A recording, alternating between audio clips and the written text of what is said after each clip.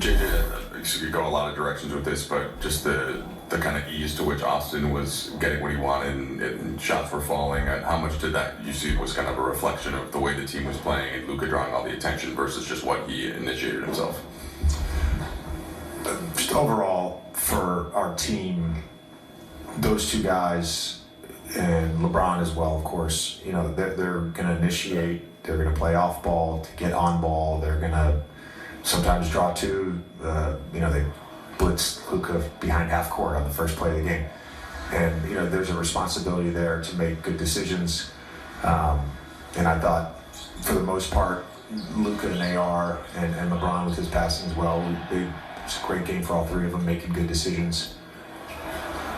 The game, although it maybe felt differently as a viewer, but the game to me was like a very simple game in that the guys that don't normally make threes for them made some threes.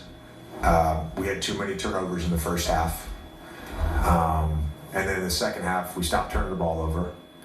Their guys kept making threes until the very end, basically. And we were able to get enough stops. But, I think I said this, before the game, like, this was one of those games where your offense has to help your defense. And to come away from that game, we'll get the final numbers with essentially a 138 offensive rating against the number 2 defense in the league, getting AD back. I think it says a lot about our guys' ability to execute and pass to each other and make shots. So I liked most of everything we did all night. There was just some things that happened with the turnovers and some things that happened with some shot making over expectations. And then just thoughts on you go 4-0 in group play, so you secure home court. The Spurs will be coming in as they beat Denver tonight. There's just the significance of keeping the momentum going and then also putting yourself in a good position in the cup. Yeah, really pleased that we were able to go undefeated in our pool, our group, whatever it's called. More importantly, we've got a back-to-back coming up and a really hard road trip. And, Phoenix is playing great. New Orleans has a ton of talent. We've got to take care of business in the next 2 games, and then we've got to go be great on the road like we've been for most of the year outside of 2 games. And the Cup is in some ways, a distant memory for the next 12 days or whatever it is. JJ, you guys are 14-4 right now. Thanks. Well, thanks for pointing that out. What are the habits that you're seeing being built now that you are hopeful that will be the most sustainable? Yeah, I think the game plan discipline and game plan execution has been pretty good all season, and we've been building that. The outliers on that to me are like the games where we lack of effort, didn't play hard, which basically is two games of the 18. I think our communication habits, on-court huddles, all of that stuff has been great. And then offensively, the organization and the execution is significantly better than where it was last year. And our ability to understand what we're trying to do and why we're trying to do it on offense has been really good. One of those offensive contributors has been Ayton. He came into the night shooting like 70%. He goes 8 for 9 tonight, and it's not just lobs and putbacks. He has one where he puts on the floor, cuts out near the perimeter, finishes, has to use a move to elude the defender at the rim. What is what's the mix of him getting good looks because he's with these 3 offensive maestros and the skill set that he brings to the table also?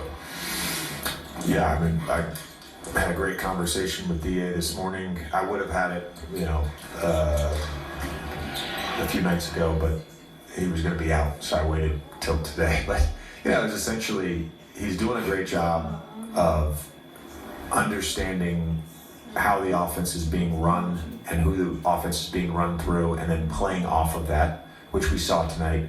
But the other point is his ability to punish smaller defenders. It's something as a team, it's not on him, it's something as a team we've got to get better at. There was a play in the first half where he got an early seal against Cooper Flagg, It was super physical and got 2 points, and then he had the one against the zone late against PJ Washington. That's a dynamic that we didn't have at the end of last season. So his importance in understanding that, and for our guys understanding that, particularly against teams that start reading and getting offensive rebounds, whatever it may be, but using his size and his nimbleness and his strength and all this stuff that makes him who he is, using that against switching defenses is going to be really important. JJ, I know pregame we talked quite a bit about, we've talked about this before just today, like Luka's first quarter scoring explosions. Austin's I think top 5 or top 6 in fourth quarter scoring. What do you see from him as a closer in the fourth quarter, late in games, that really makes him stand out? I think he's done a good job throughout the year of finding that balance, whether he is on ball or off ball, of finding the balance of hunting threes and touching the paint. And so when he's in that mode of balance, he's really just hard to guard. Where he's not just saying, "Oh, I'm gonna try to shoot an off the dribble three." Well, that's what the defense gives you. Yeah, do an off the dribble three. But if they're pressing up on you, if you have a duck on you like they did at times tonight in the fourth quarter, drive, touch the paint. That should be your mentality. And I just think he's really been in a groove with that balance, particularly late in games. And then, as it stands now with us being fully healthy, those early fourth quarter minutes with him and LeBron, that's certainly beneficial to him, being able to play that partnership and being on the ball more. Thanks, Coach. Yeah. Thank you. Reminder, next up.